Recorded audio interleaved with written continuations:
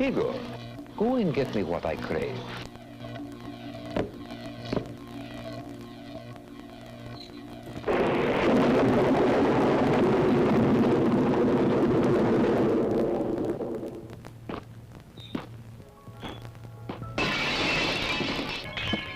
Evening, Igor.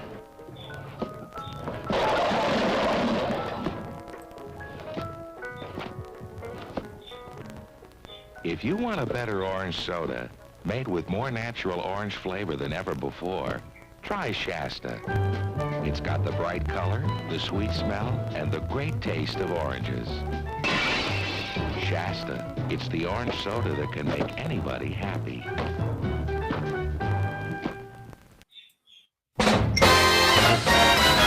Who listens to radio? That go where you go medium called radio. That's with you every night through the long commuter fight, and in the morning with your toast and mama lady-o. Who listens to radio? No matter if it's summer, winter, spring, or fall. Who listens to radio? Only 150 million. 150 million people. That's all.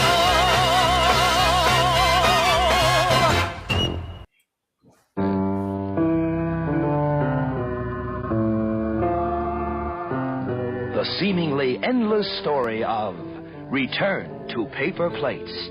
Yes, be prepared to hear something like this. And now we come. What? Don't get excited. That's wrong. Not exactly this, but something like this on Return to Paper Plates. This podcast is more fun than a root canal, but not by much. Eerie House Radio will begin shortly, but first...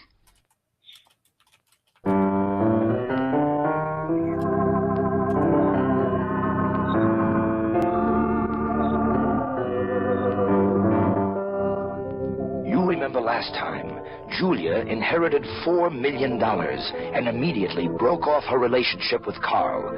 It is now moments later, as a broken and dejected Carl wanders the streets of Belleville, Illinois, looking for the nearest Golden Gate Bridge. Let's listen. Let's see now. According to this map, the closest one is in Provo, Utah. But how to get there with no money and no prospects of getting any? I wonder if I can fly. I've never really tried. Well, here goes.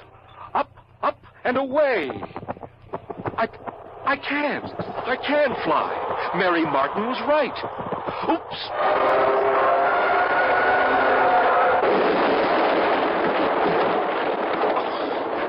Well, that's no good. Now, let's see. I'd swim, but there's no water around. I know. I'll hop on one leg. That's it. Provo, Utah, here I come.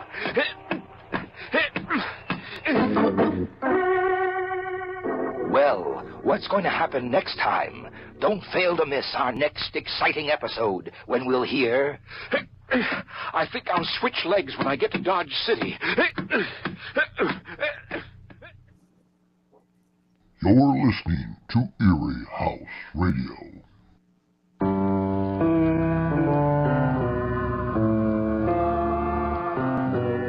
The seemingly endless story of Return to Paper Plates.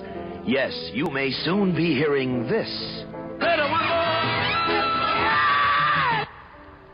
If you do, you are listening to another station, and that is a no-no. Instead, listen to Return to Paper Plates.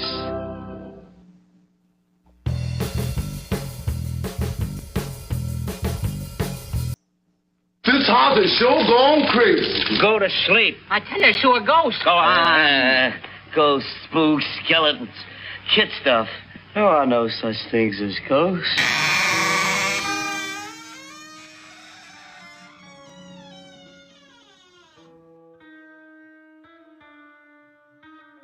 Good evening and welcome to Eerie House Radio. I'm Dale K with an operable microphone, accompanied by. Getting my mic on. There we are. You on? Dave Binkley. Weirdness. Well, that's not. No, it is. Yeah, it is. Okay. Here we are. And we're for Dave from Weirdness Really Bad Movie, of course. Also, Weirdness Really Bad Movie and Eerie House Radio and fan of Superhost. And with your blood.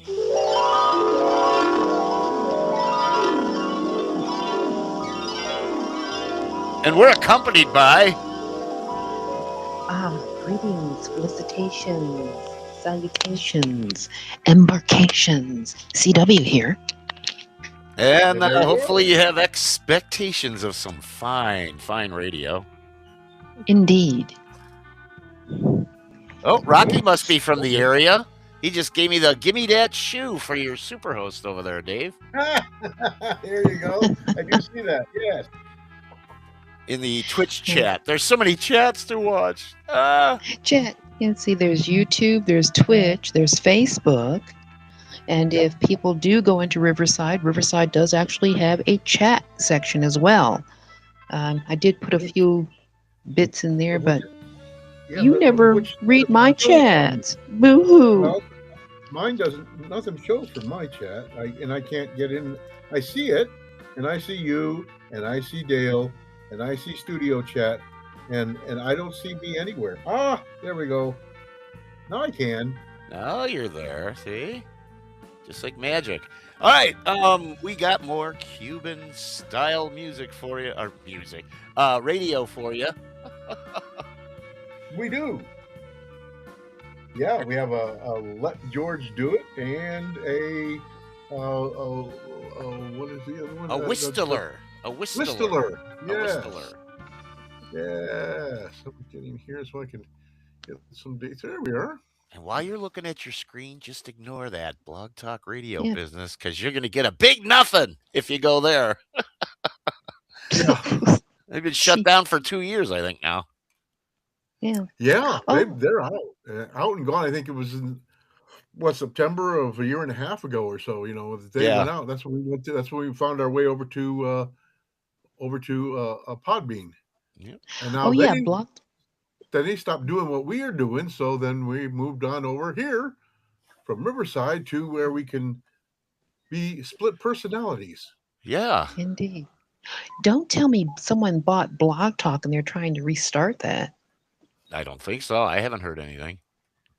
No, neither have I. Want to welcome our live chatters. We got the Movie Man. Hi, Fogsbane. Rocky joins us. And also Daryl's here, as usual. Thank you for joining us this Saturday evening, the 23rd of May of 2026. Show number 1044 of Eerie House Radio. Only our second here, but we've been a little busy.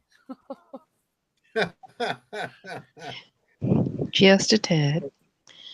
Oh, and fair warning. Fair warnings. Yours truly is at the WORK, so I may go in and out from time to time. Quite all right. We understand. If things come up, you got to do what you got to do. Like if the boss of the security guard walks through, I know you got to pretend to be busy. Yep. Yeah. Oh, look, I'm busy. I'm actually working and earning my pay. Ha, ha, ha, ha. Wink, wink, nudge, nudge. Say no more. Yes, I'm doing what the CEO does. I look like I'm actually doing something. Yep. Well, the consensus seems to be Twitch is the favorite place to chat. There's not a whole lot going over on YouTube. Yeah, I didn't even look on Facebook. But we're streaming there too, gang. We are, and even if we don't get much comment there, people are kind of catching it over there. Yep. Other times, so it's like a flu. It's worth going there, even though we're not going there. Yeah. Catching it just like the flu, right, Dave? Oh my gosh! Yeah, absolutely. Yes. We've gone viral. You've gone viral. Virus. We've gone virus. Yes, we've gone virus. Yes. Well, we're infectious. Kind of. There's other infectious things I'd rather not be, but whatever. Where are we going to start today with our radio fun? We've got the Whistler, and we've got none other than the Bob Bailey, who went on from this show to the Johnny Dollar. Yeah. Yeah. So, well, why not? Guys, you got a lot of echo tonight. Okay, let me check. I'm not hearing it. Are you on? If you were on are you on the laptop? I'm not on Chromebook. I'm on an Android. Yesterday, I didn't hear echo on the Android either. So because I know that down where the microphone is, if you can get the little caret there, at least on the ad, there's an echo cancellation. Yep. Oh, let me try. And we can do our technical stuff offline. Let's begin with Let George Do It. Why not have a little Bob Bailey? And the goat isn't ready, so maybe Dale, if you got the goat. I have goat. I always have goat. Goat will be ready for the next part. Yep. And this program is entitled K Reposo? K Reposo. Yep. Okay, fair enough. Originally broadcast. As soon as I get on the right one here. Originally broadcast. Good question. Good. I don't have it here. Ha! We'll give it to you at the break. Here's part 1 for crying out loud. There it is. Okay. October 2nd of 1950 and 2. Notice changes my stock and trade. If the job's too tough for you to handle, you've got a job for me, George Valentine. Write full details.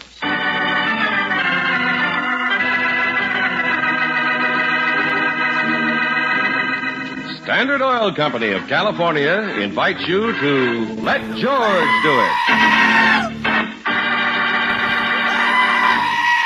Before we begin tonight's adventure, George Valentine, I'd like to remind you that the oil in your car needs to be changed regularly to keep your engine clean and cut down on those repair bills. So don't neglect this important job.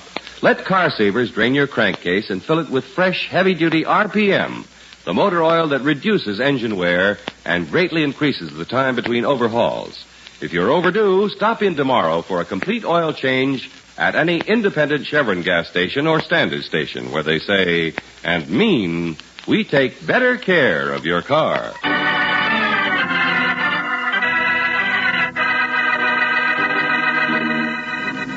Kai Raposo, a transcribed adventure of George Valentine.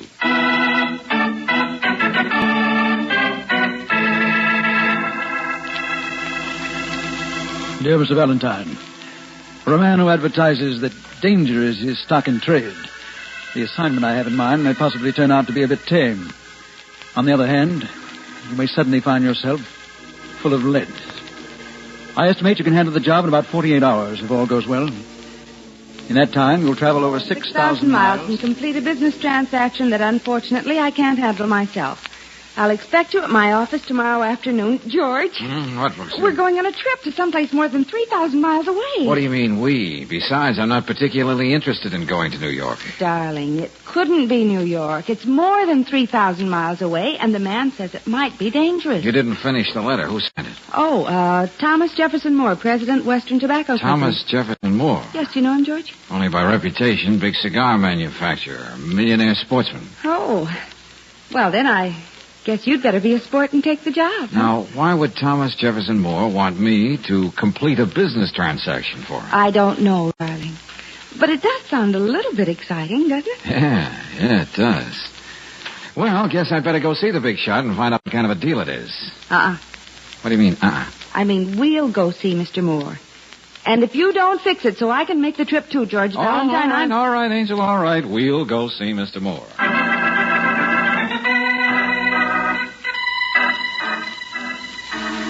This whole thing's very simple, Valentine. I'll brief you, then you make your plans. So, what am I supposed to do? There's a man in Havana, Santos Orlego, big plantation operator. Has a large amount of very excellent tobacco I wish to buy. You'll go there and close the deal. But, Mr. Moore, why can't you buy it by mail or a radiogram or telephone? Simply because it's being sold at auction, Miss Brooks. Well, that makes sense. But why can't you go to Havana and bid on it yourself if it's that important? Because I prefer to keep my health. I'm afraid I don't follow you. I didn't think you would. In this city, there's a certain gentleman, I use the word extremely loosely, a gentleman by the name of Ran Hubbard. Oh, he's a racketeer or something, isn't he? I believe that's one description. Except that, for the purposes of the moment, he's calling himself a tobacco broker. He figures to buy the same lot. But he can't stop you from bidding against him. Not directly, no. However, I have it on good authority, no less than one of Hubbard's henchmen, that if I go to Havana on this deal, I stand the chance of having my life abruptly ended. I don't relish that thought. Mm-hmm, I see what you mean. If anybody's going to be bumped off, you'd rather it be me. I can see you're a young man with rare insight, Mr. Valentine. Now, you'll travel United Delta National to Miami. Your plane leaves at 10:55 this evening. You mean our plane, don't you, Mr. Moore? What? Yes, I rather anticipated that remark, Miss Brooks. All right. Transportation for both of you. Expenses, of course, and double your daily fee, Valentine. You'd better cable for reservations at the National, best hotel in Havana. You seem to take it for granted, Mr. Moore, that I'm willing to have people take pot shots at me. Well, who'd take pot shots at you? Hubbard's men would know you represent me. Unless, of course, they should happen to jump at conclusions. Yeah, it's all very cozy. I hope so. Also, they won't know that you have in your pocket my signed check with the amount left blank. No, of course they won't know that. What did you say? That's taking a pretty long chance, isn't it, Mr. Moore? I could fill in that check for anything I liked. I could ruin you. I could also stop payment on the check, couldn't I? Yeah, I guess you could. Mr. Valentine will take the job, Mr. Moore. The plane leaves at 10:55, you say? That's right. Oh, and, Valentine, don't bid over $85,000 on the tobacco. That's as high as I go. Suppose Hubbard's man goes higher. He won't. If he did, he'd lose money on the deal. Hubbard wouldn't like that any more than I would. I see. Well, I still... I'll wire me as soon as the deal's closed, Valentine, or have Miss Brooks do it for you. Oh, here's the blank check. And another one for $2,000. Expenses and so on. Well, now, just a minute. That's all. Good afternoon, Mr. Valentine. Miss Brooks. But look, Come on, George. There isn't much time, and we have to pack.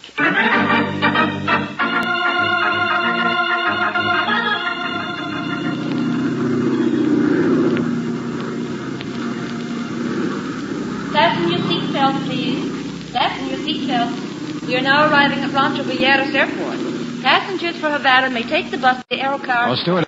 Oh, yes, Mr. Valentine. How long does it take to get into town from the airport? It's 30 minutes, sir. Have you reservations at a hotel? Yes, we've made reservations at the Nacional. Well, then you won't have any trouble. The bus stops there when it gets in the city. Okay, thanks. Not at all, Mr. Valentine.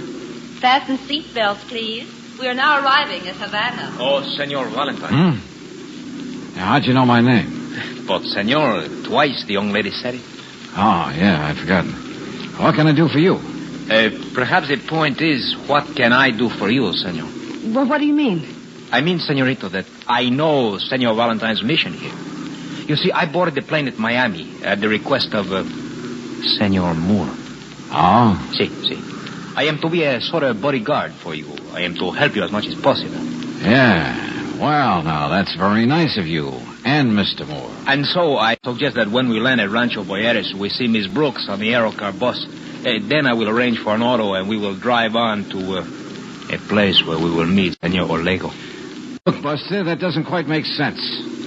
As I understand it, Orlego is holding a tobacco auction, and it's not until tomorrow morning. See, you are quite right about that. But as I understand the matter, it's quite possible to make, shall we say, a deal. But Mr. Moore didn't tell us anything about that. Hey, naturally, Senorita, he had his reasons. Well, Senor, shall I arrange for a car? Huh? No, I think not, my friend. I was given my instructions. I believe I'll play along just as I was told before I left the States. Just as you wish. I see you do not trust me, huh? I suppose I do not blame you, Senor, but one thing. Yeah? If you should need me, I will not be very far away. You might just leave a message at the desk of your hotel. I will be there immediately. Mm-hmm. Well, now, that's very nice of you, Mr. My name is Miguel. I will see you when we have arrived in Havana, senor. Yeah, okay. And it looks as though we're just about in. Come on, Brooksy, let's be ready to take that bus to the hotel.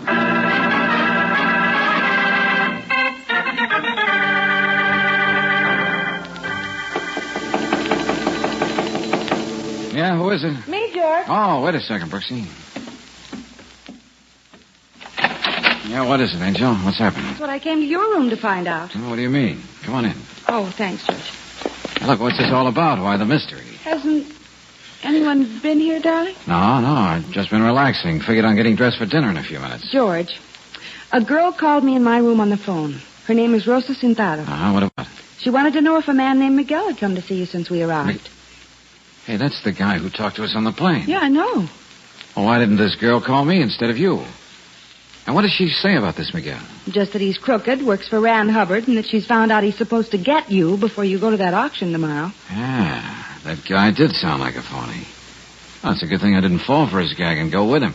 But where does this Rosa fit in the picture? She happens to be secretary to Santos Orlega, that's all. I see. But I still can't figure out why she didn't call me. She's afraid that Miguel person might be in your room, and she also said she was going to see you. Listen, Angel, why should she see me? Her boss is auctioning off some tobacco. I'm supposed to bid on it. It's as simple as that. If the opposition thinks... Yeah, who is it? Senor Valentine? Yeah? It is Rosa, senor. Will you please to let me come in? Rosa, who are you? George, did she say Rosa? Yeah. Well, that's Orlega's secretary. Oh. I am secretary to senor... Yeah, I know. I understand. Just a second. Senor Valentine? Wow. Please come in. George. Yeah, that's right. May I come in, huh? Well, yes, please do. Gracias.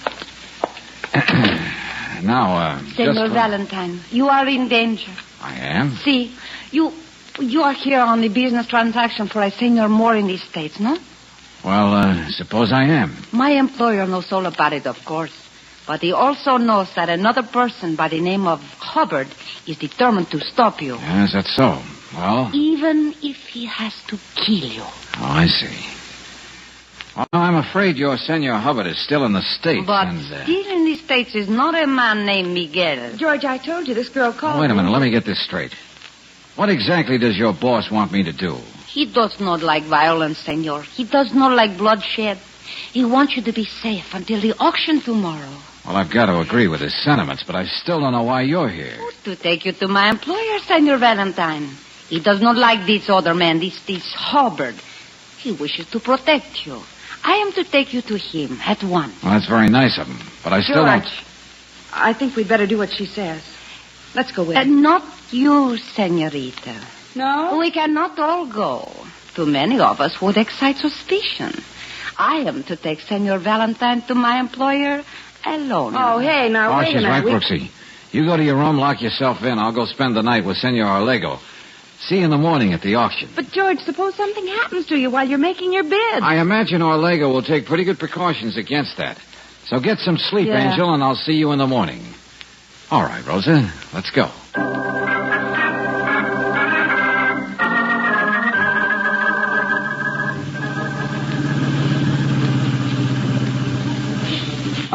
Rosa, Si, senor? you're a very good driver. Gracias. But you were going to take me to see Orlego. Si, that is right. I happen to know enough about Havana to be sure we're in the old city. I see you do not understand. I guess I don't. Understand what?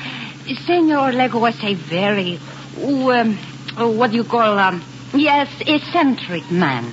Is that the right word in English? Sounds right, but how does it figure When he could live anywhere in Havana, he still likes to live in the old city. You mean Orlego lives here? Si, senor. Cayo Reposo, el número 11. Right here. Calle Raposo, eh? Okay. I see nobody. We can go in. Okay, all right. But for a big tobacco planter, I can't Hurry, see... senor. All right. But if there's nobody around...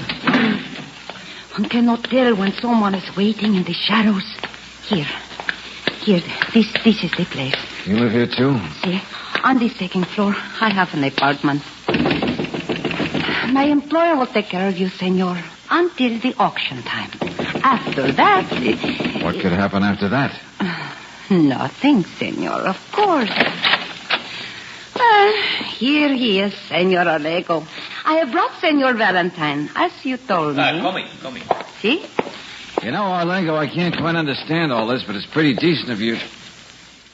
Now, wait a minute. You're Miguel. Si, senor. This girl told me that... Hey, I'm getting out of here. What this girl told you is for your own good, senor. As my guest, you will step into the next room. Where's Orlando? I have no idea. On his plantation, I suppose. Then what am I doing here? Out of the way, Buster. Rosa, please stand back. Huh? Our guest does not seem to be interested in staying. You're darn right I don't. If you think you can keep me here... I feel very sure that I can, Senor Valentine. Like this. Now, Rosa. Si. We shall take him to his room, lock him in, and you will keep the key.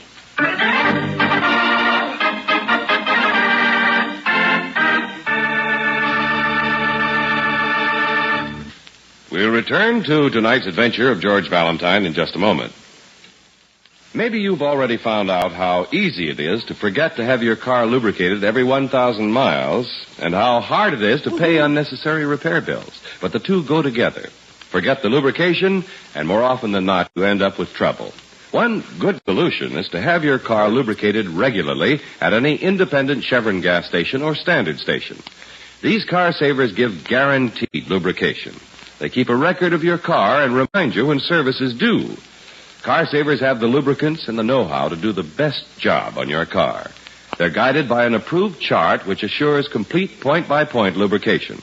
Best of all, they take the time to do the work right. Check every fitting to be sure it's lubricated, inspect transmission and differential level, and all in all, you can be sure of the very best in lubrication service when you turn the job over to Car Savers.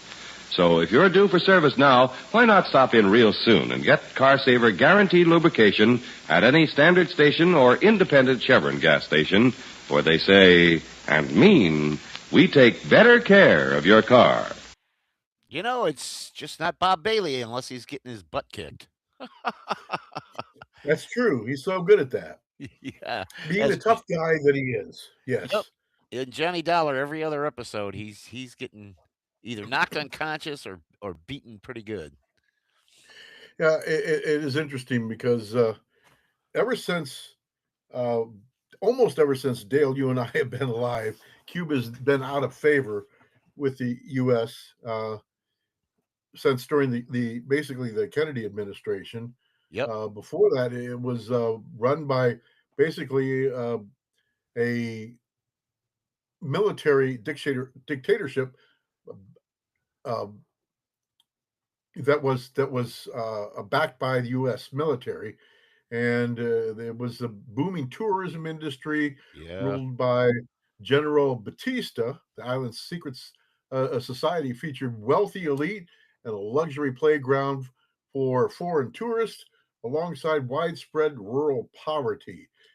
Cuban economy functioned as a strong economic appendage of the United States, dominated by American financial interests. So a lot of the things, a lot of tourism, there was a lot of gambling establishments and things like that there. Oh, sure. If you see the old films, huh, Dave, from like the 40s and even into the early 50s, a lot of folks were going to Cuba for vacations. Yeah. So, yeah. Go ahead, CW. Oh, yeah. I was just going to say when dear Fidel took over and tossed those Yankees out, everybody started to go to Miami. I want to go to Miami. Yep, he tossed the Yankees out. The Yankees tossed him out, yeah. Because he tried out for the New York Yankees. Tried out for New York Yankees, didn't make it, so he went back to Cuba. Well, and the Corleones had to get out of there real quick, too, during that. Oh, that's right. But there was a piece of U.S. history. I think they painted probably fairly accurate as to what happened during those times. I think it was 56 was the revolution. I don't know. Then for a while, they opened it up to tourism I'm not as again. good at my history. Yeah, they opened it up to tourism again, and a friend of mine went. And I forgot I was going to go get that. I'll have to go get that Cuban rum that I got from a buddy of mine who went there. So I'll bring that bottle for the next break. And I was lucky enough to get some Cuban cigars when I won a trip in one of my former employments to the Bahamas. Ah, yeah. The Bahamas, and I was surprised when I went up to Canada once and saw a store that had Cuban cigars there. Yeah. Yep. So I'm not a cigar smoker, so it was really not a big. I was not that impressed.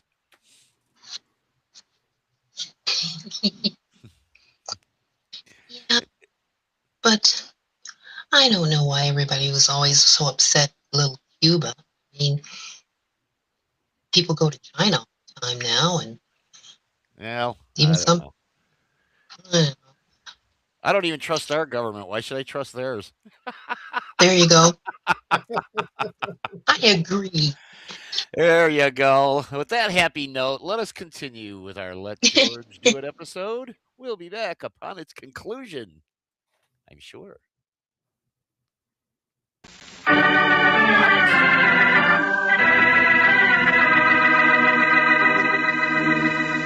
It's a simple assignment, traveling to Cuba to bid in a desirable lot of tobacco. At least it seems that way until you find yourself held prisoner in a dingy house in the old city of Havana, probably to keep you from being present at the auction. If your name is George Valentine, when you come out of your knockout haze in a room on the Calle Raposo, you begin trying to figure angles. Oh, where the... Oh, yeah, I remember. Miguel, Rosa. Oh, brother, I better see about this. Oh. Hello. Hello. Hey, let me out of here. I'll knock this door down.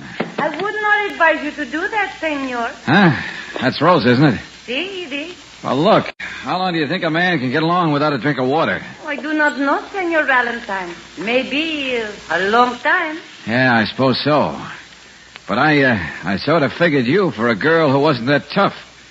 You couldn't bring me a glass of water, I suppose. Oh, see, I might. Yeah, I know, but don't bother. The same thing's happened to me before. I get interested in a girl, she turns out to be a heel, just like you did. Now, please don't do me any favors. George. Yeah?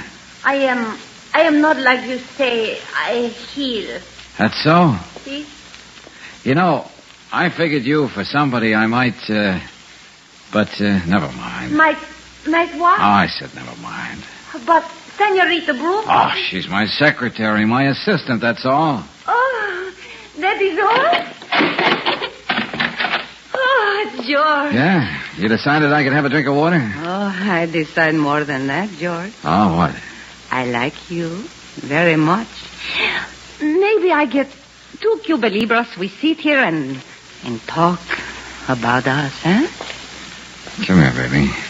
See? You do like me, don't you? You understand very well. Oh, Rosa, you're beautiful. Yeah. Why don't you bring those Cuba Libras and we'll talk about us? See, I will be back a momento. Oh, sure, baby. You'll be back in a moment. But I'm afraid you'll have to drink 2 Cuba Libras alone.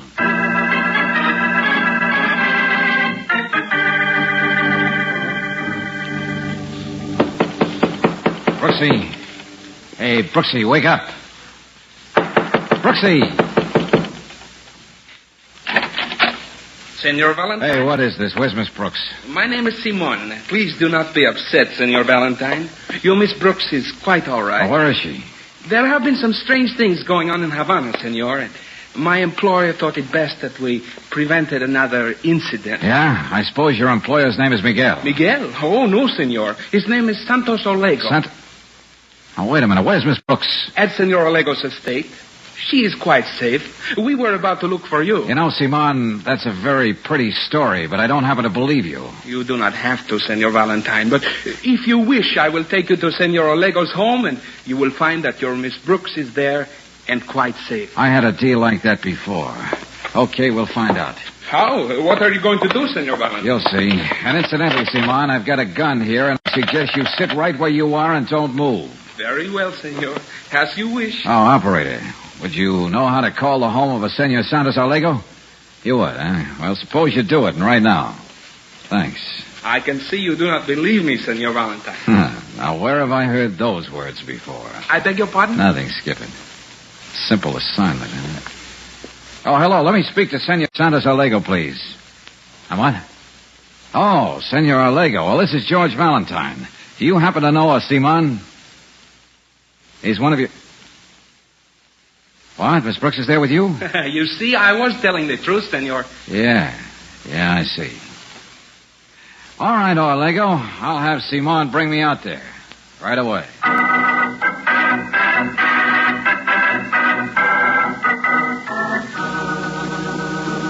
Brooksy, are you all right? Of course, George. I'm perfectly all right. Oh, thank goodness for that. I've been worrying... Senor Valentine, your fears were quite groundless. We were simply protecting Miss Brooks. Yeah, but why? Why? I will tell you. As simply as possible. I have a fairly large stock of very fine tobacco. I know. There are two people who would like to buy it. One is Senor Moore, whom you represent. The other is a person named Ran Hubbard. Well, now, you seem to have the facts down pat. Of course he has, George. He's been explaining the whole thing to me. Well, then suppose you explain the whole thing to me, too, My Alego. boy, I shall be happy to. You see, I have been through revolutions, violence in this country. I'm a peaceful man. I do not like that sort of thing. I have seen what you call gangsters try to take over this country. So? As I said, I am a peaceful man. I don't like bloodshed. If I hold the auction tomorrow, I am quite sure that is what would happen. So, the whole thing's off, huh? We've made a trip down here to Havana for no good reason. No, George. Let him tell you. Okay, go ahead. I can't let down the man who hired me, you know. Oh, you will not be letting him down, amigo. In fact, you will be doing him a service. Now, if my guess is correct, Senor Moore allowed you to bid not more than $85,000 on this lot of tobacco. That is correct? You know everything, don't you? Oh, I like your Senor Moore. I do not like this Hubbard. So, the auction is off. And I will make a special concession to Senor Moore. I suppose you mean you'll sell him the tobacco at his price without an auction? See, without an auction, but for $70,000. If you will consider that a deal, I will draw up the papers. Make that $65,000 and it is a deal. But, George, Mr. Moore said I don't care what Mr. Moore said, Angel. I'm making an offer. How about it, Alego? I did not expect to run into this resistance, but as I said, I do not like It's a deal, then? See, we make a deal. I have the contracts here. We will fill in the amount, you will sign for Senor Moore, and give me his check, and then we are finished. Senor Alego, you have made the transaction? Si, Simon, si.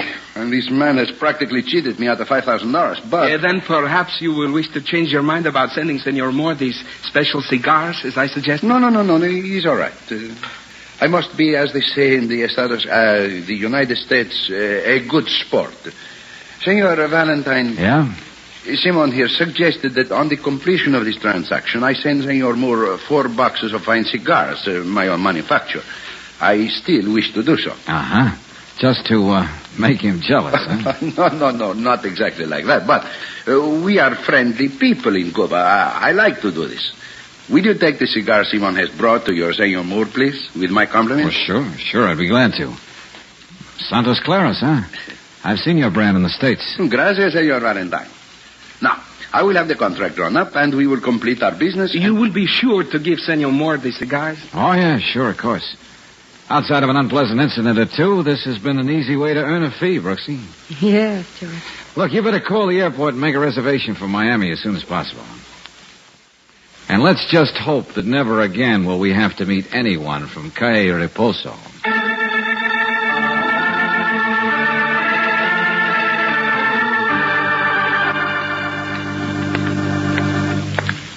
George? Yeah, Angel? It doesn't seem possible. What does not seem possible? Well, Mr. Moore told us the assignment would take about 48 hours, and it has. Not much more than that, anyway. Yeah, I know. And it's all over. And you get a nice fee. Maybe even enough to put a down payment on a piece of good jewelry. What makes you think it's over? Well, isn't it? We made the trip. You bought the tobacco Mr. Moore wanted. You have the contract in your pocket. And I'm bringing him 4 boxes of Santos Alego's best cigars at the suggestion of his man, Simon. Yes, isn't it wonderful? The job's done. Not quite. Oh, now, what do you mean, not quite? I beg your pardon. I guess I wasn't looking where I was going. It's all right, lady. It's all right. It was my fault. Don't worry about it, Buster. Here we are, Moore's office. Let's go in and finish this up as fast as possible. But, George... Nobody in his outer office today, so let's barge right in. Oh, all right, George. Well, hello, Mr. Moore. Well, hello, Valentine. Say, you really took care of your assignment in a hurry, didn't you? Yeah, I don't like to waste time, Mr. Moore, any more than you do. What do you mean? I told you could take at least 48 hours, or more if necessary. Well, it wasn't very much more, was it, Mr. Moore? No, you've done wonderfully well. I guess I owe you something back on the expense account. Oh, nonsense. You got the signed contract? Yes, I did. Oh, say, by the way, Olego told me that he'd sent me 4 boxes of his best cigars. Just to make you jealous, I suppose. You bring them with you? Yeah, sure, of course. Oh, I wouldn't forget them.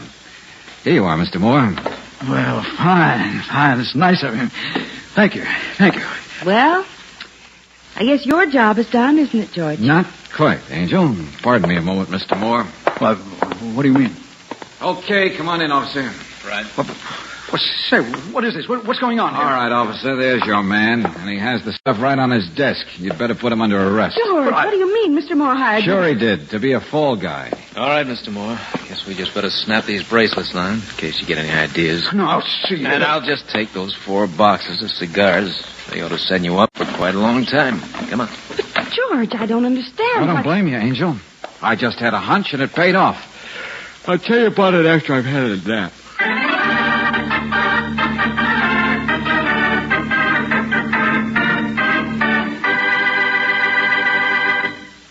If a sluggish, choked-up motor is making driving a chore rather than a pleasure for you, then now's the time to get the gas with all 8 Chevron Supreme.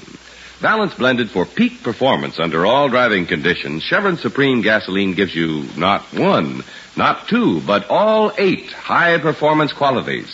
Quick starting, fast warm-up, smooth acceleration, anti-knock, vapor lock prevention, area blending, economy mileage, and full power. Next time you need gas, pull in and fill up with Chevron Supreme gasoline at any standard station or independent Chevron gas station where they say and mean, we take better care of your car.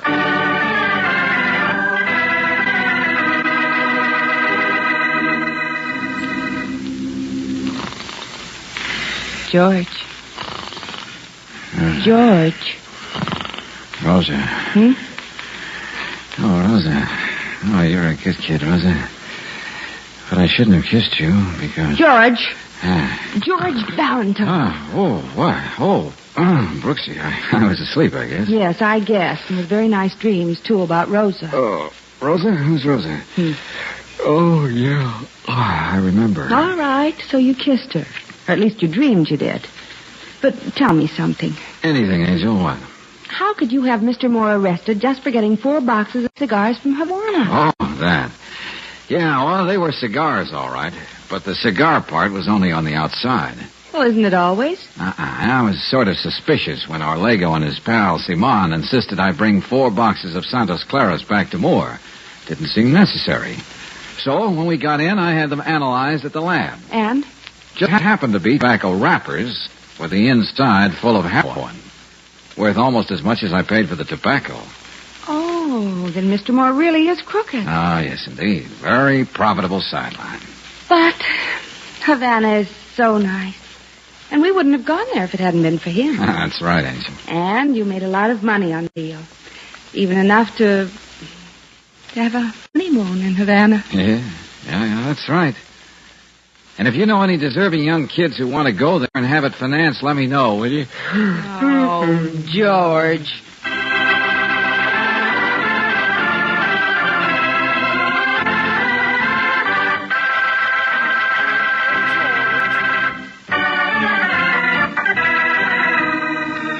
Tonight's transcribed adventure of George Valentine has been brought to you by Standard Oil Company of California on behalf of independent Chevron gas stations and standard stations throughout the West.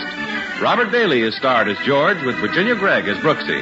Let George Do It was written by Lloyd London and directed by Kenneth Webb. Chester Stratton was heard as Moore, Gigi Pearson as Rosa, Tony Barrett as Miguel, Ted DeCorsia as Santos, and Jack Lloyd as Simon. The music is composed and presented by Gaylord Carter, your announcer, John Heaston. Listen again next week, same time, same station, to Let George Do It. Let George Do It is heard overseas through the worldwide facilities of the Armed Forces Radio Service. This is the Mutual Don Lee Broadcasting System.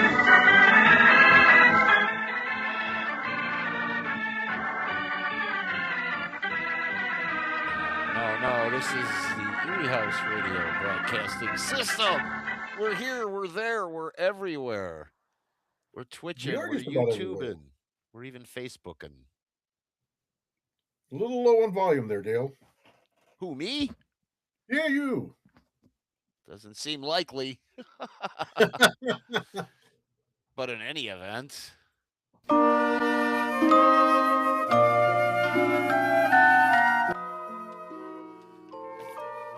Eerie House Radio proudly presents a garless moral of the story.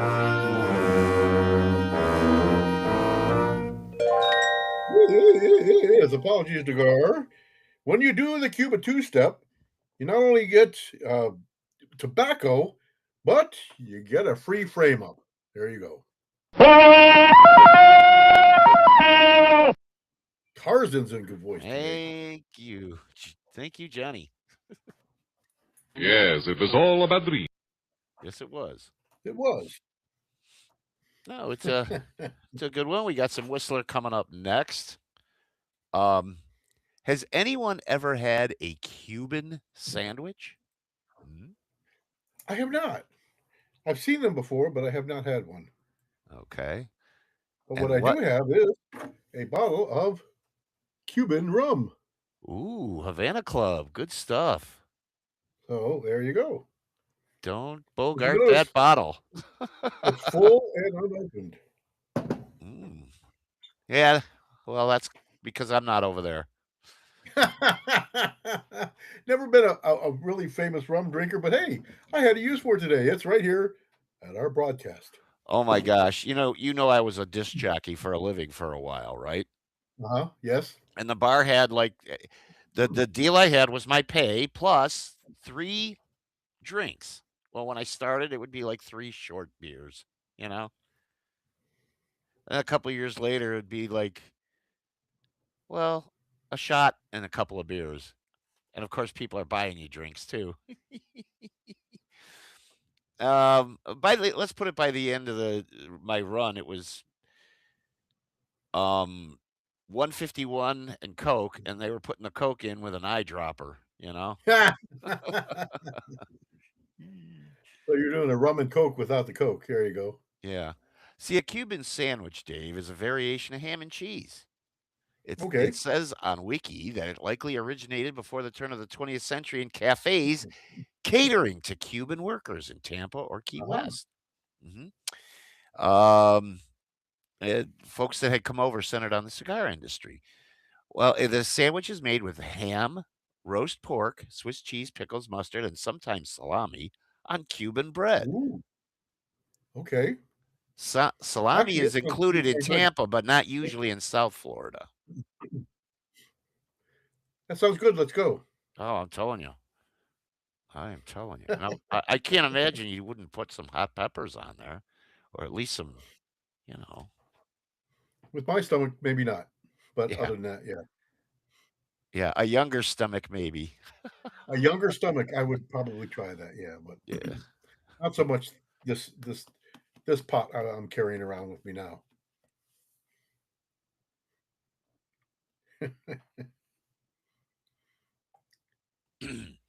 Appears CW is otherwise engaged. I'm sure she'll return. We sure do have another radio program, and we've got Dave and the AI5 video coming up. Yeah. So we've got up next is the Whistler.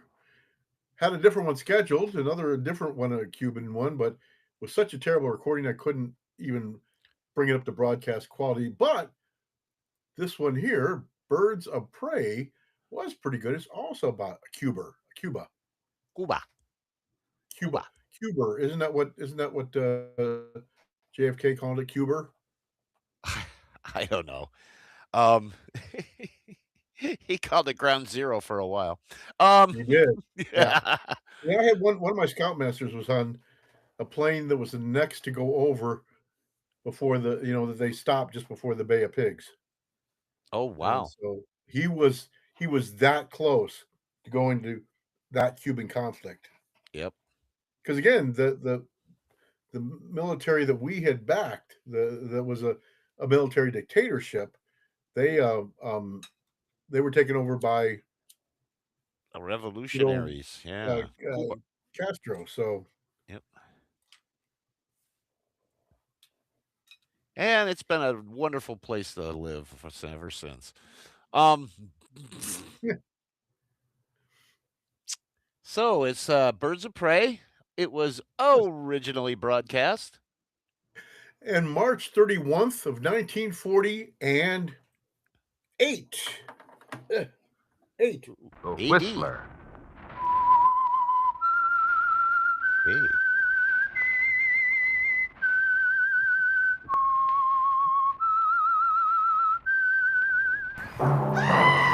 That whistle is your signal for the Signal Oil program, The Whistler.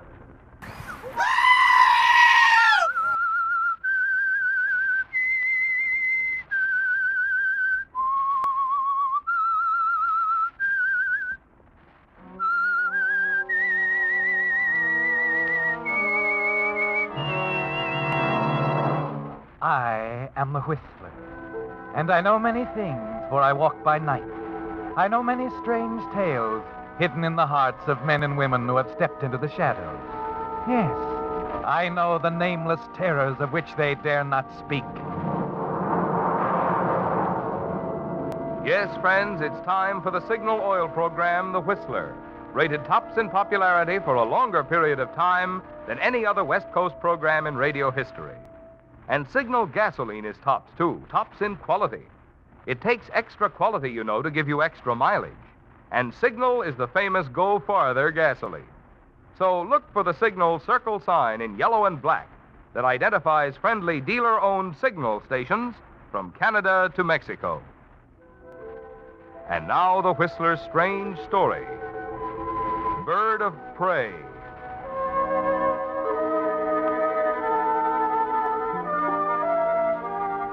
Eddie Smith was pleased, very pleased, and he congratulated himself, for the long trip from St. Louis to Havana was about to pay off. It had been quite a task tracking down the elusive, mysterious J.C. Raven, the big question mark of the literary world. Author of a half a dozen bestsellers, the man's true identity had remained a secret over a period of years. A secret that was shared by two men, Raven and his literary agent, Barclay Wells, who was as mysterious as his famous client. Of course, Eddie hadn't caught up with J.C. Raven, not yet. But he'd done the next best thing. He'd finally located Barclay Wells, who at the moment sat in a small, smoke-filled cafe on one of Havana's side streets sipping coffee, his eyes fastened on a slender, dark-haired beauty.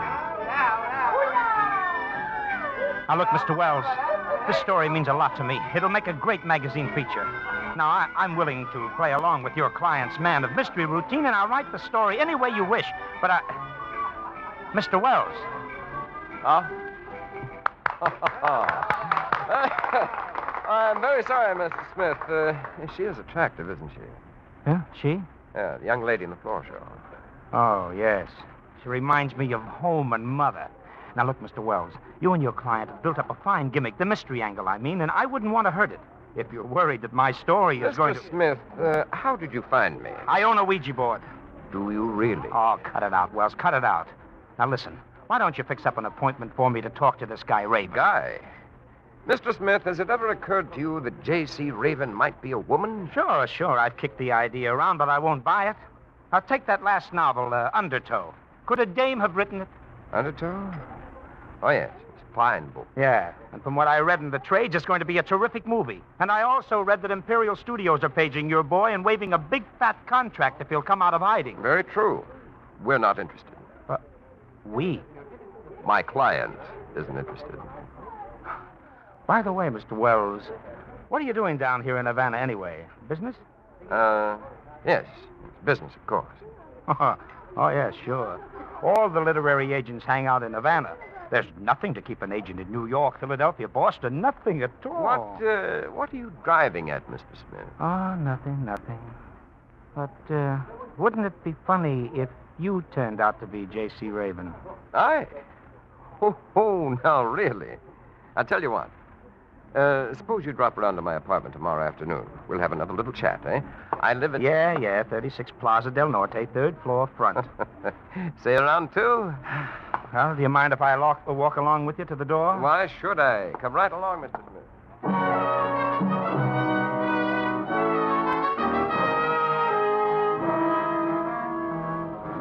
And so you accompany Barclay Wells out of the cafe and into the dark, almost deserted street. At the corner, a man is standing under a streetlight, idly puffing away at a cigarette. But you hardly notice him as you say goodnight to Wells and start away in the opposite direction. Help! Help! Then you hear it, a shout. You break into a run. As you move back past the cafe and round the corner, you see 2 men struggling in the street. One of them is Wells. Suddenly he falls to the pavement. As the other man wheels around and rushes you, you block the knife. No, you don't. He crumples. Senor, what has happened? I hear a noise. Hold up, I think. This is the guy. I knocked him cold. Here, help me with my friend, will you, please? Si, senor, si. Easy now, easy. Wells. Senor, he's hurt bad. Say, is there a phone around here? Si, in the shop. Well, get a doctor, will you, please? And the police. Si, senor, I will do this. Wait a minute. What, senor? Never mind the doctor. Wells is dead. Just call the police for this guy that killed him.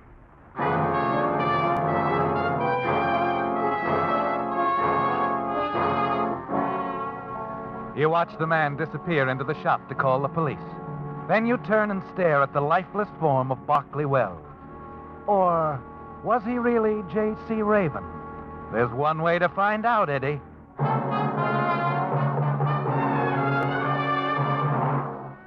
You stand in the shadows and watch the police pick up the killer. Then you slip away. A quarter of an hour later, you arrive at 36 Plaza del Norte and slip into the apartment, 3rd floor front. The first thing you find is a letter, an offer from Marcus Rosamond of Imperial Pictures addressed to J.C. Raven. Then you find it under some penciled notes in a desk drawer. A synopsis, a complete story plot, Eddie, for a brand new J.C. Raven novel. It's all here, Eddie, waiting for someone to write it. And then an idea hits you, the best idea you've ever had in your life.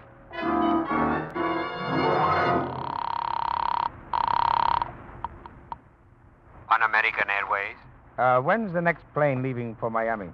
4 o'clock, senor. Well, that'll do. And I'd also like to arrange for a reservation out of Miami. Muy bien, senor. Where to, please? Going west. Los Angeles.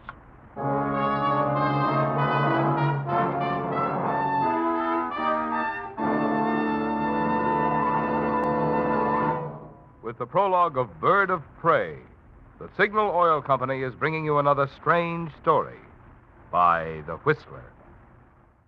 But first, friends, a message especially for you drivers who have new cars or expect to be getting one. Just any motor oil won't do, you know, for today's high-efficiency motors. No, sir. They need special protection if they're to give you the long, trouble-free service you have a right to expect. That's why Signal Oil Company brought out Signal Premium Compounded Motor Oil, especially created to give modern motors this extra protection. And manufactured under strict laboratory control to ensure a uniform product. The result? Tests prove that this new type Signal Oil actually keeps motors cleaner and reduces wear, assuring you thousands of miles of trouble-free driving pleasure. So if you want to keep the performance of your car young, make your next oil change a change for the better. Switch to the new type Signal Oil. That's your guarantee of a sweeter running motor. Signal Premium Compounded Motor Oil. And now back to the Whistler.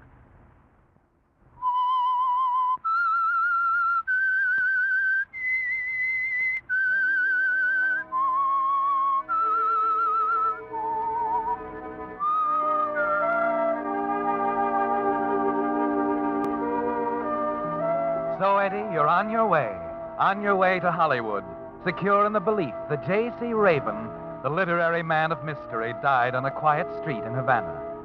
As your plane heads westward, New Orleans, Houston, El Paso, you go over your plan, carefully, over and over again. You can't miss, can you, Eddie?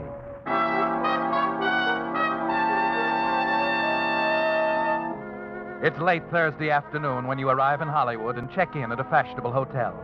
Early the next morning, you walk into the offices of Imperial Studios. Good morning, sir. May I help you? Yes, Edgar Smith to see Mr. Rosamond. Do you have an appointment? Appointment? Honey, I don't need it. I'm sorry, sir. but- My dear girl, apparently you don't read the papers very much, do you? The papers? There was a small box item on the front page of this morning's Hollywood Reporter. What was it about? Why, wait a minute. Then you're... I'm Edgar Smith, and I want to see Mr. Rosamond. Now, if I may trouble you for an envelope, I'll just jot down a little note on this letter.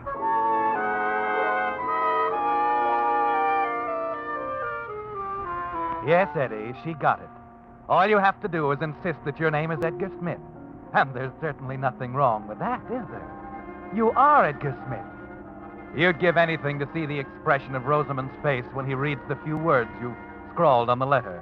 The same letter he'd sent to Barclay Wells, the one you picked up off his desk in Havana the night he was killed. Yes, it'll be a pleasant surprise for Mr. Rosamond. Come in, Mr. Smith. Come in, come in. Thank you. Florence, tell everybody to go away. I don't want to be interrupted. Go, go, go, go. Yes, sir. Ah, Mr. Raven, let me look at you. Just as I pictured you. I cannot tell you what a pleasure. I'm indeed delighted. Delighted. Here, here. Sit down, sit down. Well, thanks, Mr. Rosamond. So you are J.C. Raven. J.C. Smith. Edgar Smith. I beg your pardon? Oh, of course, Edgar Smith. I'm afraid I must insist on that. Of course, Mr. Smith. I'm glad you didn't make it John Smith. I had nothing to do with it, believe me. Edgar Smith, wonderful, wonderful. But now that you're coming to work with us, you are coming to work for Imperial, no? If the terms are right. Terms. You write your own contract. Anything you want, we'll that is, within reason, of course, Mr. Raven. Smith. Edgar Smith. Excuse me. I can't impress this on you too strongly, Mr. Rosamond. I'm Edgar Smith, you understand? Yes, yes. On the contract around the studios, Smith. Edgar Smith. Edgar Smith. And no publicity on J.C. Raven.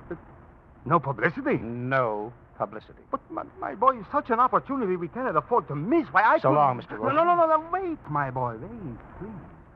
Look, think of what the publicity... So long, Mr. Rosamond. All right. No publicity. No publicity. Fine. And now, shall we discuss money, Mr. Rosamond?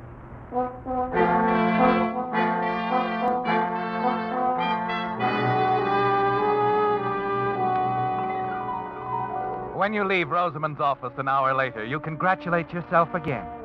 Yes, you're in now, Eddie. It's a big step from freelance writing to a movie contract. You've cleared the first hurdle. The rest of the way will be easy. The next day, you settle the matter of the contract with Rosamond over lunch at the Brown Derby. Then there are a few other details that Rosamond handles personally, like your new office and secretary. On Wednesday morning, you meet Miss Corby, your new assistant. Small, slender, mousy, with large brown eyes, a pale, thin face, dull blonde hair trimmed close to the head. Mr. Smith, you can take my word for it. She is the finest girl in the building. Knows the industry better than I do. Oh, I wouldn't say that, Mr. Rosamond. A jewel, Mr. Smith, a veritable jewel. She'll be a great help. With her, you'll turn out some great stories for Imperial. Veronica, he's a genius. Take my word for it. I'm sure he is, Mr. Rosamond. Mr. Smith, take my advice and listen to Veronica. She'll save you a lot of time and trouble. Take Slauson, Perry, Hegstrom, the other writers. She taught them everything they know about pictures. A jewel. You listen to her. Well, thanks, Mr. Rosamond. I'm sure we'll get along. Well, shall we go, Miss Corby?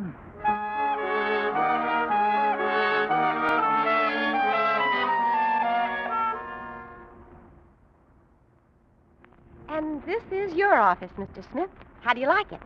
Oh, it'll do. But where's the trout stream?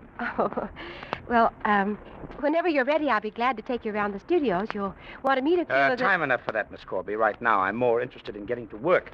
I have an idea for a story I want to get down on paper as soon as possible. Well, yes, but Now, you just park yourself out there in your little office like a good little girl and see that I'm not disturbed.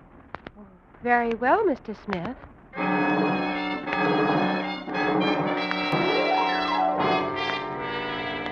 And so you get to work on your first story for Imperial Studios, the Raven original you picked up in Havana. You can't take any chances, can you, Eddie?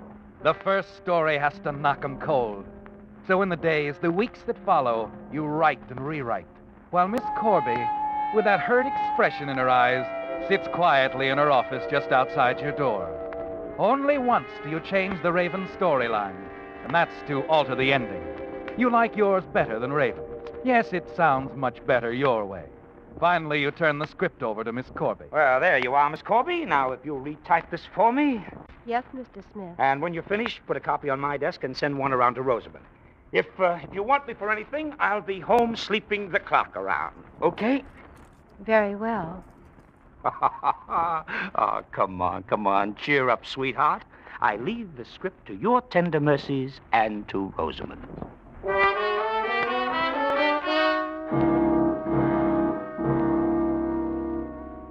Ah, yes, the Whistler, one of the best radio hosts, in my opinion, and a very popular show in its day. I remember, Dave, back when we were doing Blog Talk a couple venues ago, there was a great spoof on the Jack Benny show of the Whistler. There was. The Fiddler. Yes. And even Spike Jones had a short bit on it where Horatio K., one of the characters in there, did that whistle like that and says, "I am the Whistler, and I walk by night. I have to. How can I sleep with all that whistling going on?" That's right. It was him doing the whistling. So, yeah.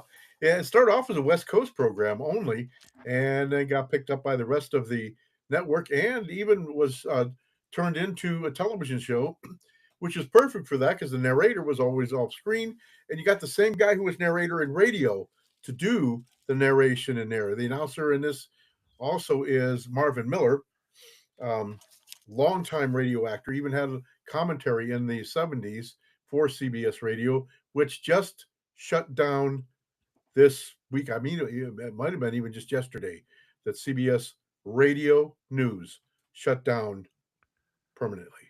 Arg. But, Times they are a-changing. You can get a few episodes of The Whistler on of the TV version on YouTube as well. So you might want to check that out at some point because that's pretty fun to catch some of these shows that were done on radio and turn like Inner Sanctum. There was at least one season that High Brown syndicated that. There were many radio programs that were associated with TV programs and movies too. Yes, yeah. In fact, oh gosh, one of them is one of the missing Lon Chaney Jr. things. What show am I thinking of, Dave? 1313 Demon Street or something like that? No. It was an older radio show from the 40s, late mid 40s. They did the movies. They did the movie series of them too. The 6 movies. Yeah. Oh, yeah. I know what you're talking about. Mysterious No, not Mysterious Traveler. No, but maybe it was the Whistler movies that had Lon Chaney Jr. Where's CW when we need her? I'm telling you. Someone calling? Yeah, it was a radio program, but they based 6 movies that Lon Chaney Jr. starred in. They were Universals. What was it? Well, it wasn't anything he did with that Costello, is it? It was a hosted show too, although they didn't have a host in the movies. Is that one of the? Was it live performances? No. It was. They were movies. Movies. The only thing I can think of for movies that he did, he did, of course, Spider Baby. He did Nope, this would be in the 40s. 40s. Oh, Inner Sanctum. Inner Sanctum, that's it. Inner Sanctum Mysteries. Oh, okay. Inner Sanctum, yeah. And there was a Mysterious Traveler type movie, too, where... Yeah, I wanted to ask Dave, CBS Radio is being shuttered. I hope they're not going to do what they did previously way back when and erase any of their information. I think it's all digital now. Yeah, a good deal of it is digital, unless the website itself shuts down that has the information. It'll be there. Yeah, and the funny thing about the Whistler is, the Whistler, the original Shadow was not Orson Welles. Original Shadow, I think, was 2 years before that, where the guy was just behind the scenes, kind of narrating what was going on, which is exactly what the Whistler became.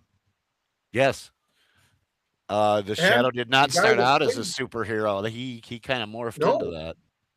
He morphed into that kind of once they started doing so, because even with the pulp novels, he wasn't invisible. He was not invisible. It wasn't until the radio show is what turned him invisible. That's also what gave him Margot Lane. He did not have an accomplice like Margot Lane in the original, and the guy that wrote a majority of them fought it forever to put Margot Lane in, but was eventually forced to by the publisher and by public demand. There's a... Walter Gibson. That was Walter Gibson. There's a certain irony to invisibility being created on radio. What's funny, even though Walter Gibson wasn't for originally the Shadow to become invisible, he wrote that entire Avengers series, which was syndicated, where the guy took a pill and became invisible to fight crime. So, well. Wow. How many different Avengers have there been throughout the ages? Radio Avengers, you had the British Avengers, Mrs. Peel, John Steed. Now you have Marvel Avengers. They're all over the place. Yep. Avengers isn't copywritten. Maybe trademarked on some particular things, but not copywritten. Yep. So we're the Eerie House Avengers. We are the Eerie House Avengers. House Avengers. Cool. Avengers assemble. Mm-hmm. And let's get our revenge on everyone by completing our episode Bird of Prey from The Whistler. We'll return. I promise. It's more of a threat. Really?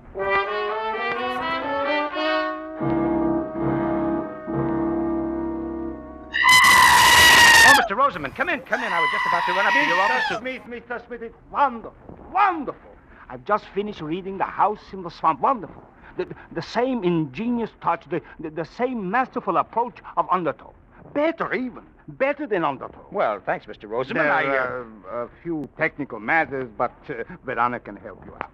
But the storyline, wonderful. Mr. Smith, Eddie, you know something? What's that, Mr. Rosamond? For a little while, I was not sure.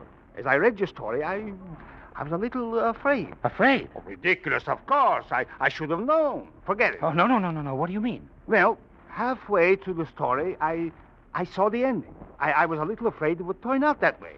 It was the way our $100 a week writers would end it, but no. The way you handled it, my boy, wonderful. A complete twist. The touch of a master. Well, you really like the way I paid it off, huh? I can see it now. That scene between the old man and the little girl at the edge of the swamp. What? The old man and the little... Yes. The confession. Beautifully written. Oh, wait a minute. You mean that's the way the... What's the matter, Eddie? Oh, nothing, Mr. Rosamond. Nothing.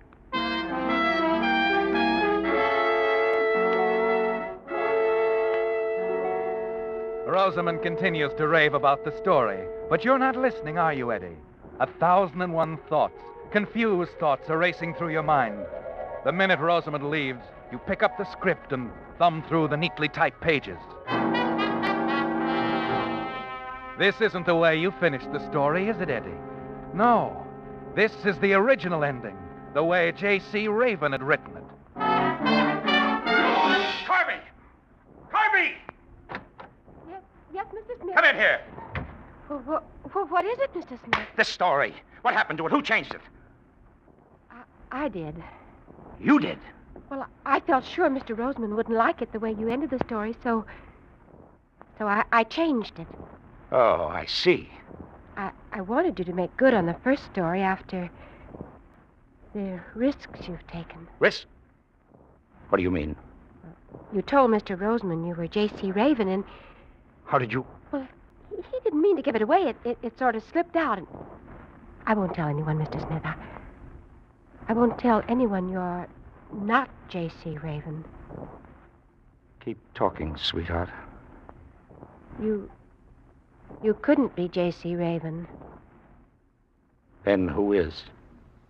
I am. What? You're wondering about Barclay Wells, aren't you? I could use a few answers. You remember the day you came here? Mr. Roseman mentioned several writers I'd worked with. Hegstrom, Slauson. Barclay Wells worked here, too. He was a fine person. Kind and thoughtful. He didn't treat me like the others. When I was with him, I felt like I belonged. I was somebody, not just part of the office furniture. I guess he's the only man who ever paid any attention to me. The only man who ever knew I existed. Sorry. The speech. About Wells. Well, you see, I've always wanted to write. And at the start, well, I'm afraid publishers weren't impressed. And then I hit on the idea of creating the mystery author. And somebody had the front for you, so you picked Wells. Well, yes, he was the only man I could trust. I sent him stories, outlines. We worked on the Raven novels together. I see. So that's that. Miss Corby. Veronica. Yes? About J.C. Raven. Where do we stand right now? We could go on just as we have been. You'd help me? Yes. You're sure you want it this way? I'd like to keep it this way. Very much, Eddie. You know something, sweetheart? We're going to get along fine. Just fine.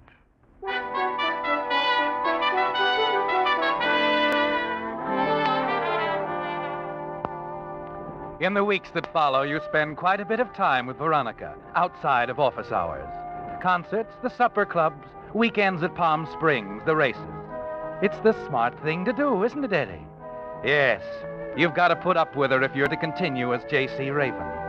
You can stand dull little Veronica for 2 years or so, and then you'll have enough money set aside to quit.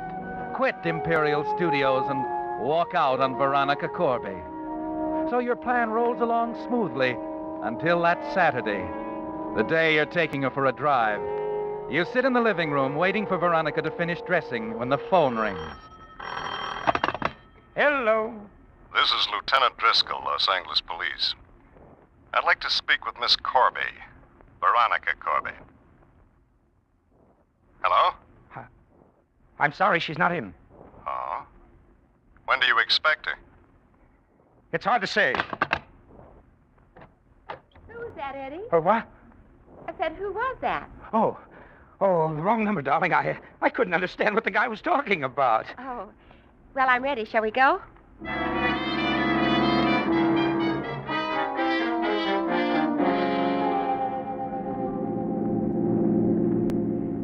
Eddie. Yeah? I've been wondering. Maybe I shouldn't bring it up now, but What's on your mind? what really happened in Havana the night Barclay Wells was killed? Why do you ask that? Well, I just wanted to know. The papers didn't have much information to The give. papers? I didn't see anything about it in the papers. Oh, it was there. The Havana police arrested a man named Emilio Vasquez, but he denies doing the killing. Well, he would, wouldn't he? I suppose, but a native who lived in the neighborhood said there was someone else at the scene of the crime. They seem to think this unidentified man may have done the killing. They do? And what do you think, Veronica? Me? Oh, I haven't the slightest idea.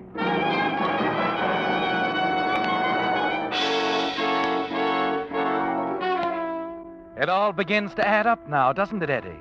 Veronica's been stringing you right along, keeping you around until she can turn you over to the police for a crime you didn't commit.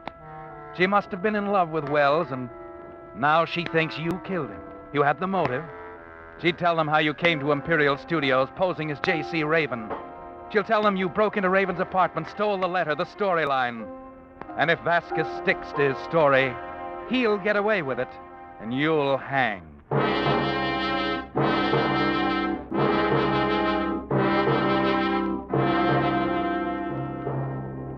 There isn't any doubt in your mind what Veronica's little game is. And the clincher comes that afternoon as you start to leave your office. You hear Veronica talking to someone on the phone. Yes, Lieutenant. Barclay Wells was a close friend of mine. Yes? Well, I'm not sure. That's why I... Yes. Yes, all right. I'll be there first thing in the morning. I'll tell you everything then.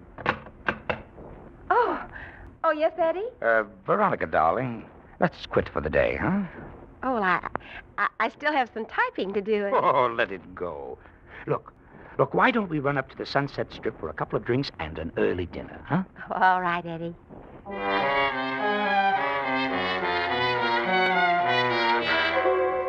It's shortly after 7:30 that evening when you drop Veronica off in front of her apartment. After you say goodnight and watch Veronica go up the steps, you drive around the block and slip into the darkened alley running along the back of the apartment building. A few minutes later, you hurry into the rear entrance and dash up the stairs. You've got to silence Veronica before she gets a chance to talk with a police lieutenant. Why, Eddie? Aren't you going to ask me in? Oh, yes. Come in. Is something the matter? You're a smart cookie. Don't you know? Oh, what are you talking about? Eddie, let go. You're hurting me. Oh, Eddie, what are you doing? I'm going to kill you, Veronica.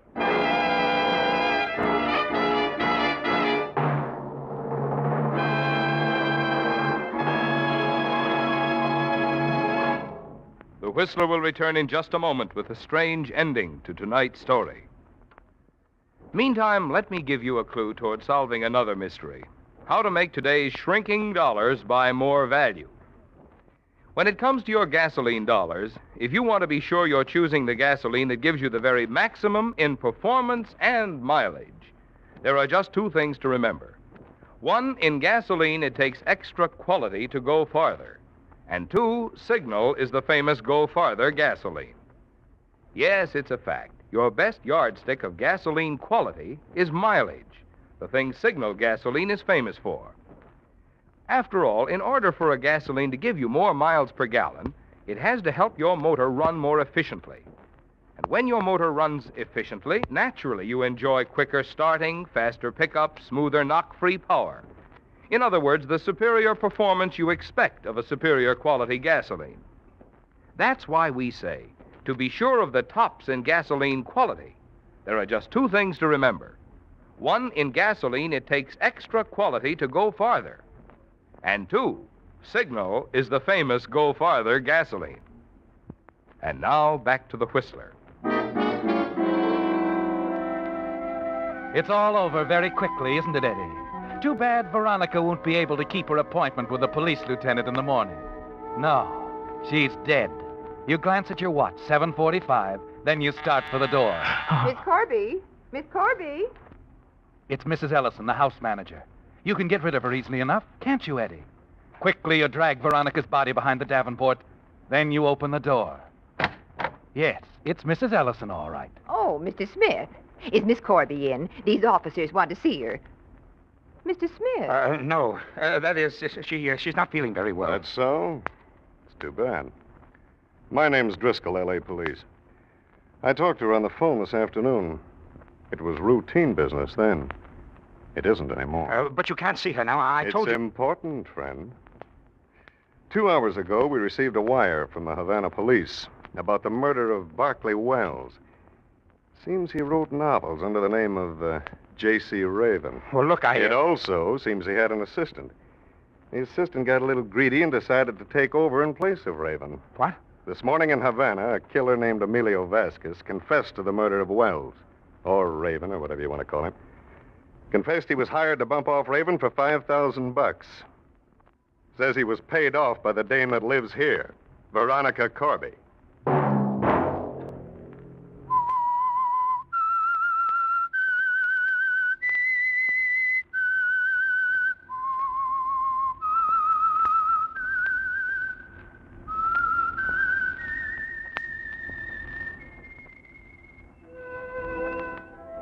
Let that whistle be your signal for the Signal Oil program, The Whistler, each Wednesday night at this same time. Brought to you by the Signal Oil Company, marketers of Signal gasoline and motor oil, and fine quality automotive accessories. Signal has asked me to remind you, to get the most driving pleasure, drive at sensible speeds, be courteous, and obey traffic regulations. It may save a life, possibly your own. Featured in tonight's story were Wally Mayer and Sarah Selby. The Whistler was produced by George W. Allen with story by George and Gertrude Fass and music by Wilbur Hatch, and was transmitted to our troops overseas by the Armed Forces Radio Service. Next Wednesday, for a full hour of mystery over most of these stations, tune in a half hour earlier. Enjoy The Saint as well as The Whistler. This is Marvin Miller speaking. This is CBS, the Columbia Broadcasting System.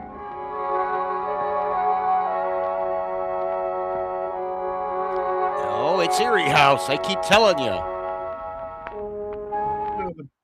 Hard to understand. I guess. Got to hit him over the head with a brick. Anyway, we may have learned something here, I think. You may have.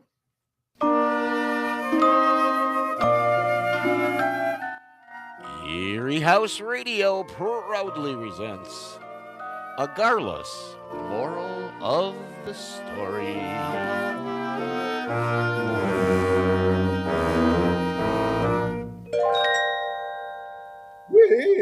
With apologies to Gar. A killing isn't really a killing unless you're caught dead to rights. That's it. I didn't know that. I love that. Now I know. I love that.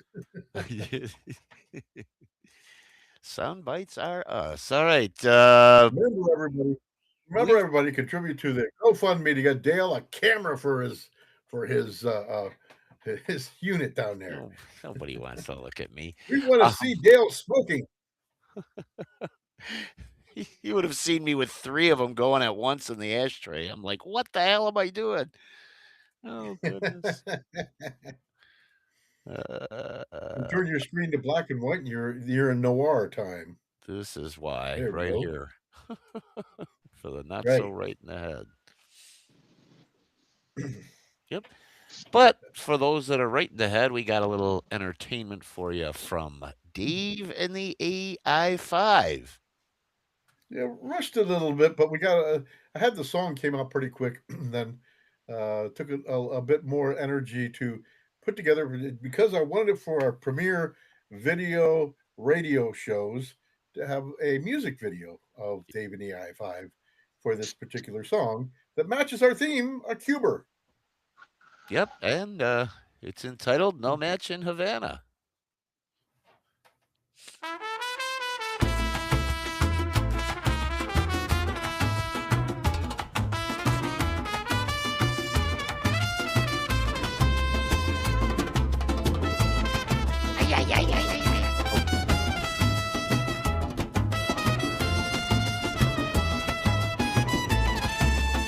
He saw the leaf dark roll like a prize in glass.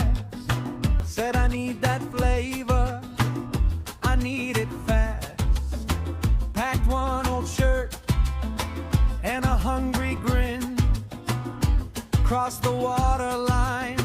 just to get it in.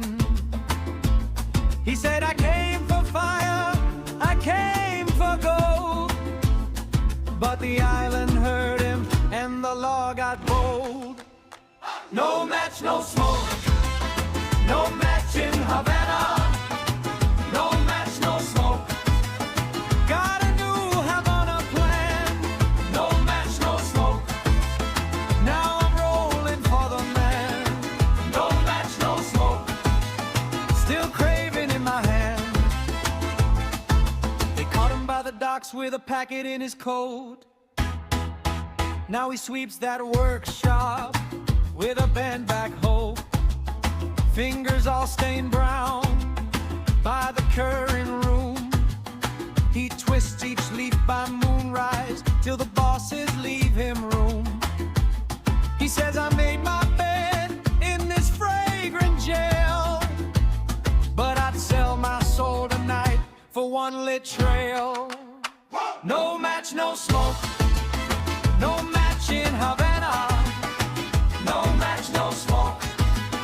Got a new Havana plan. No match, no smoke. Now I'm rolling for the man. No match, no smoke. Still craving in my hand. He got the perfect length. He got the perfect twist. No spark in his pocket. No flame on his wrist. He holds one up and laughs at the cruel delay. All dressed for a feast, but the fire walked away. No match, no smoke, no match in Havana. I have dreams like this. No smoke. Got a new Havana plan. No match, no smoke. Now I'm rolling for the man. No match, no smoke. Still craving in my hand.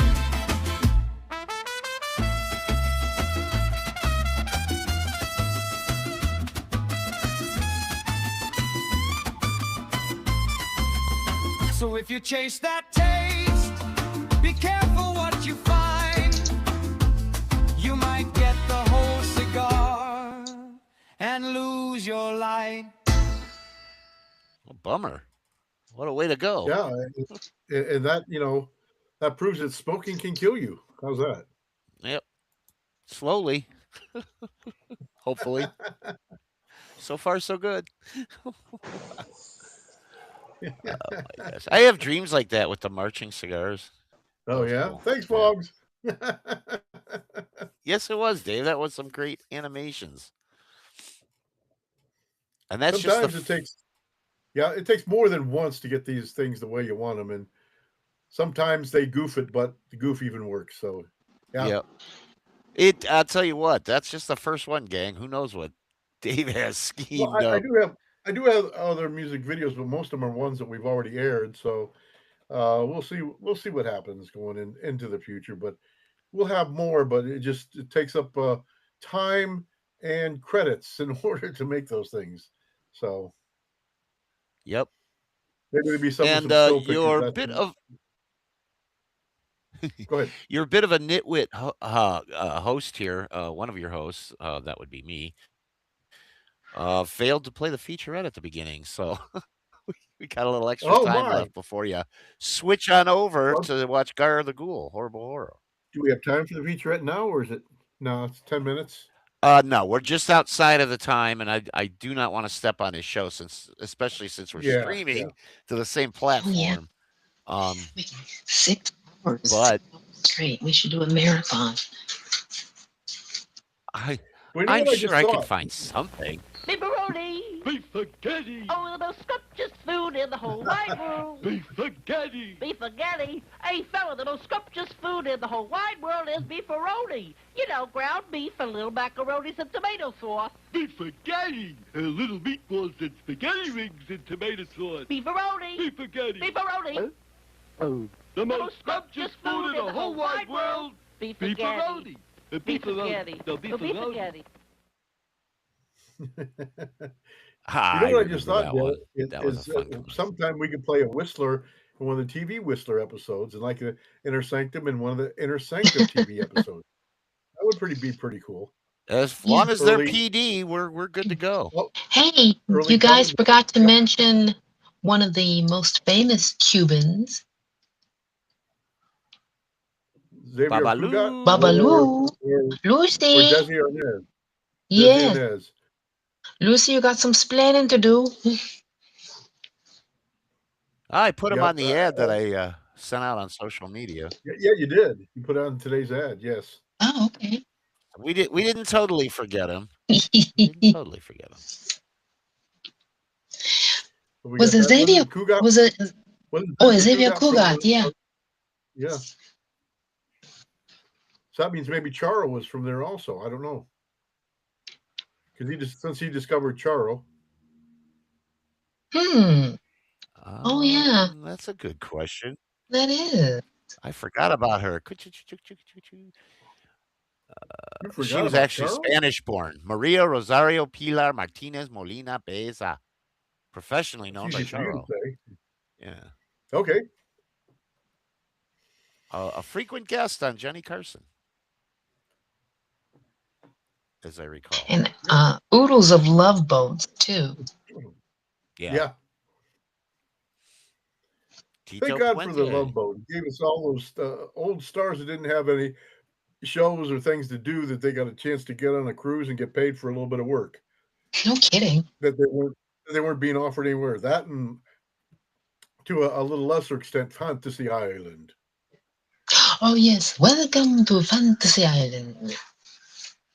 The plane, boss, the plane. Plane. Oh, the plane. Oh, it's Spirit Air. They're out of business. Ooh, too soon? You know why Spirit is out of business? They forgot to use a Sinclair, put that nickel in. Put that magic nickel in. Only Sinclair gasolines have nickel, nickel, nickel. Nickel is the reason why more and more motorists are turning in at the sign of Sinclair. The exclusive nickel compound in Sinclair gasolines has been proved in tests to reduce engine wear as much as 29%. With liquid nickel, lost power is restored. You save on repairs and roll up more miles per dollar. Money-saving nickel, exclusively yours in Sinclair, Dino, and Dino Supreme gasolines. And now take advantage of this special offer, a powerful 6-transistor Sinclair radio at a very special price, only $3.98 at your Sinclair dealers. Take it with you everywhere you go. Case, battery, earphone, and it's only $3.98 while they last. Where you see this sign at your Sinclair. Now they use lead. Bet you pay more than $3.98. Well, I always thought they told you never to buy a liquid nickel. Yeah. Oh, no, that's a wooden nickel. I'm sorry, a wooden nickel. Yeah. Looks like we lost CW for the moment. For the moment. If she were here, I'm sure she would tell you to join us next weekend. So what's happening next weekend, Dale? Okay. The eyes have it. Okay. Next it's all about weekend. eyeballs. We got Weird Circle, right. Weird Circle, Inner Sanctum, and Suspense. That's Friday. On Saturday, it's the return of CBS Radio Mystery Theater. Yep. Another Tammy Grimes hosted episode. Yeah, so. Yeah, okay. I like the title. Is it based on the film, Dave? No, I don't believe so. No. Okay. Too bad. You'll tell me if it's close enough when we air it, but yeah. Yeah, the Ray Milland classic. It's probably not because the film is actually called X, The Man with the X-Ray Eyes. This one is going to be called The Man with the X-Ray Eyes. So we'll find out how similar it may or may not be. So it'd be interesting. And then what happens in about 5 minutes, Dave? In about 5 minutes, we come on the air with Horrible Horror Story. Gargoyle. There you go. That took away another minute. There we go. It's still strange not to be automatically kicked out of a studio. We want to thank certainly all you guys for tuning in to our different venues here at the Facebook and the YouTube and on the, especially on the Twitch, where most of you seem to be heading to, which is really cool. We keep our shows here for a week. The others keep it for longer. So it's probably going to like archive these shows on these video shows on the YouTubes. Yeah, And it's very handy for me to edit them and keep them up there numbered so for them what follow along the numbering. I know Fogsbane does. yes, he does. But you'll be able to watch any of them in case you miss something or just want to revisit the fun. Yep. We'll be having another place to locate the audio ones. Not only just for here and for you guys, but also so that I can have those to work with for the sight impaired. And I give them an hour every week for the last 415 weeks, and still growing. Yep. And with that, one more cheap, cheesy shot at self promotion here.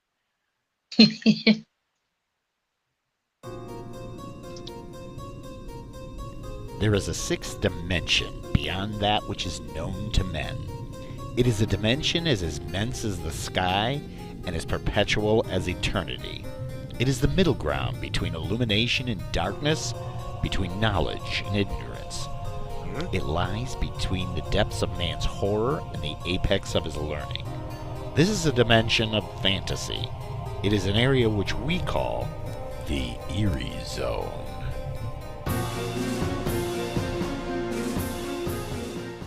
Hey, a little bit of blue screen bleed in, but otherwise, I like the animations that were created for that.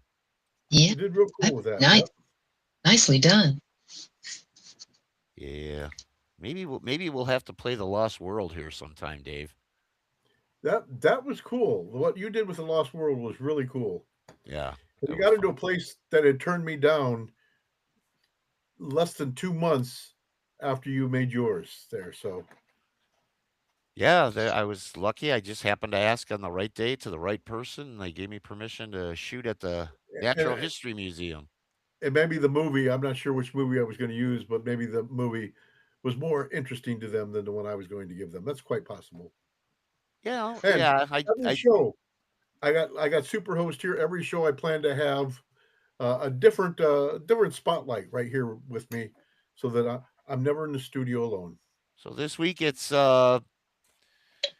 Superhost giving a questionable gesture. No. It's as an index finger. It's like this. It's like this. Oh, I'll take your word for it. No. Superhost would never give you the middle finger. That's true. Marty was too nice a guy. He was too nice of a feller. Yes, he was. Yep. Well, don't touch that dial. Just click the buttons to get on over to check out Gar the Ghoul. He's starting in exactly 1 minute and 10 seconds. So thank you, everyone, for joining us here on Eerie House Radio. Be seeing you. The castle lights are growing dim. There's no one left but me and him. And her. When next I'm here. we meet in Frankenstone, don't come alone. Right, bring Superhost. Can you dig it?